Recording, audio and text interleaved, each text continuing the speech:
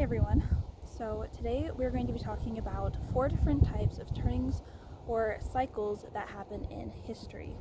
First off, when you think of your standard year, right, we have 4 seasons, right? Spring, summer, fall, winter. History actually goes through similar seasonal almost cycles. We have 4 turnings that all happen and culminate in a crisis that happens once every 80 to 100 years. Now, I first learned about these turnings from one of Oliver deMille's books, Thomas Jefferson Education for Teens, several years ago, back when I was 16 or 17-ish, and it gives a very good simplified version of the four turnings, which are based on the fourth turning by William Strauss and deMille Howe. They were the ones who actually invented the word millennials. I bought this book after studying this book some, and I've gone through and really tried to do my research. So I printed out some pages and drawings that they have just explaining these different generations and types in history, and I color-coded them because this book was such a big, long, adult level, complicated read. I took time to color coordinate everything so I wouldn't get confused, because there's a lot of words and generational names and time periods that I don't fully understand. So I've done the hard work for you. I'm going to do my best to summarize it for you today. Now, what are these 4 turnings? You remember our seasonal analogy, spring, summer, fall, and winter. Well, history goes through the same cycles. So our first turning is Strauss and Howe called a high. The high comes right after a major crisis that happened. It's where everything is finally being rebuilt and things are looking good, and we have all these big institutions that come and fix all the problems that culminated in the previous crisis. A good example of this in history would be the 40s, 50s era right after World War II. That's when everything was looking good, all the soldiers came home and family institutions were strong, everything was looking super good. Now, our second turning is called an awakening. Now, you have this generation that was born during the big time. These are our baby boomers, so to speak.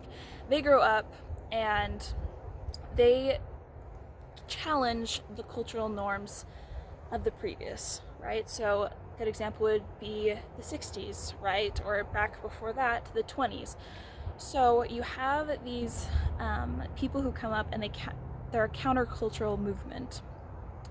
Now, our third turning is called an unraveling. Now, this is where you get 2 major parties, typically political, that counter each other, and there's a lot more contention that's rising up. There's a lot more just chaos that's kind of starting to happen as society starts to unravel a little bit. Then we have our fourth turning, which is a crisis turning. This could be like the winter season. Now, when a crisis happens, there's usually 3 parts to a crisis, okay?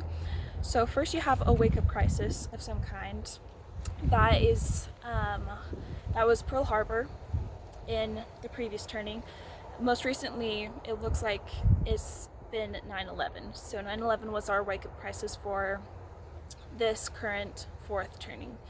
Then you have a financial disaster of some kind, an economic disaster. Now, our economic collapse for this turning seems to have been started with the 2008 recession.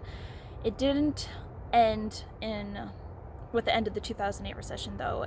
Deeper issues were never fixed, and we are seeing that now in our time as you watch the housing market and all these other economic stresses being put on us now that come from inflation, that come from immigration. The 2008 recession was never fully solved, and we're seeing the effects of that right now. Now, the third thing that comes with a crisis usually is a major pandemic or a war of some kind, or a combination of the two. Most recently in history, we had World War II. Before that, we had the American Civil War. And before that, we had the American Revolutionary War. And then if you continue down the cycle, it traces back into Europe and specifically Britain's history. So currently, you might think the pandemic was it and we're over and we're through the crisis now. I don't think so. I think there's a lot more, and the pandemic was just the beginning. It wasn't just a pandemic, it was very politically driven, and those political parties are not done yet. So I think we've yet to see the full culminating event of the crisis, with tensions high in China and Russia, and just political tensions within the US. I don't think we're done. I don't think the crisis is over yet, but that's just me. So now that you know this, what to do about it? First off, you have to understand that the rules of success for each turning vary a little bit, and the rules for the second and third turnings are not the same as for the first and the fourth turnings, and Oliver deMille explains this very well. And so if you look at the most recent turning, right, the third turning, we've all heard on the standard: go to college, graduate with a good degree, get a good career, start a family, make a lot of money. That was the set path. And everybody followed that path because that was the path to success. Well, over the last 10 to 15 years at least, we've seen that those rules don't always hold. We've had all these people find out that going to college does not get them success anymore, does not automatically create things. Sorry, it's windy, hopefully that's not destroying the audio too much. You don't find success in this checklist. So how do you survive? Tighter family bonds, entrepreneurship, and building community. Because when you have a crisis, everything falls apart, quite literally. The best way to get through a crisis is to have strong families, first and foremost. Strong families. Then you have very resilient communities that bond together and help each other. Third, entrepreneurship. Being able to be creative and self-sufficient and being able to withstand the hard times. That's a very important quality. We need to be leaders ourselves. We need to raise kids that are leaders. We need to be teaching them to think independently and critically, and to really learn and understand what is going on in the world around us. Most importantly in all of this, we need to remember who we are and who we follow. We are children of God. He is the one that created us and created this world, and He is the one that is going to see us through the difficult times.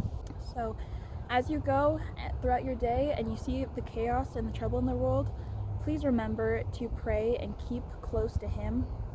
He is the one that is going to help us make it through this crisis and help prepare the world for the second coming of Jesus Christ.